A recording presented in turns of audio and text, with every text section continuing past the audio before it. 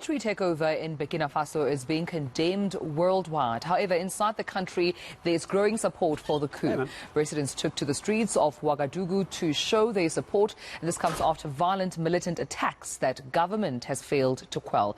But it is the fourth military coup in West Africa in the past year. So let's discuss this. And we, of course, rather asking the question, should we be concerned of a return of military coups to Africa? With Emmanuel, Matambo, an international relations expert. Thank you for your time, Emmanuel. Good morning to you. I suppose for context and better understanding, let's talk about what is the motive behind Burkina Faso's president being detained. Thank you very much. Good evening, good morning as well to your viewers. Thank you for inviting me. Well, what has happened now should be looked at in context of what has been happening since 2015 when the former president now, I guess, Roch Christian Kabore became president in 2015. That was the time that coincided with the rise of armed groups and extremism in Burkina Faso, especially in the northern part of the country. He actually he made himself Minister of Defense that first time when he was elected into power. And then we saw the escalation of that, especially in November last year of 2021, when the village of Inata in northern Burkina Faso was attacked by insurgents, and about 53 members of the security forces were killed.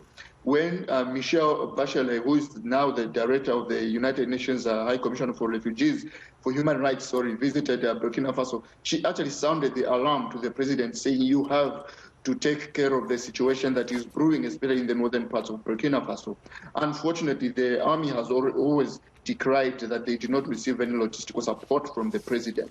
And because of that, the military insurgents were running amok. And that is why the growing disillusionment that came with that resulted in what happened. The president should have foreseen this, and if he did not, then he has a very bad intelligence system.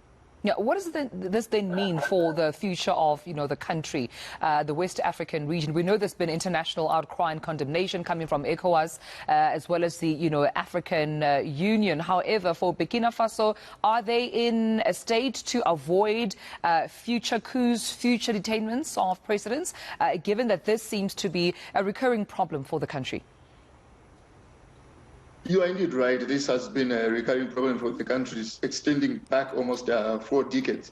Yeah. So what is of utmost importance at the moment actually is how strong will the government of Burkina Faso be, especially now that the already intractable political problems that they've had have been compounded by the rise of Islamic insurgents especially. So how well will the country cope with that? That is another question for another day. The jury is still out. But what we can say at the moment is that there is a very deep concern, especially in terms of democratic progress, because if the country will not manage to quell the security instability that the country has suffered, then we'll see more that citizens will actually drift towards preferring a military structure to be at the pinnacle of the country, because citizens, especially those who are readily affected by the Islamic insurgents, will feel more attuned or more secure having a military leadership, thinking as though maybe a military leadership would be more effective in stemming the tide of Islamic insurgents in the country. All right. Emmanuel Matambo, that's all the time we had for you, unfortunately. But thank you so much for speaking to us this morning, giving us some perspective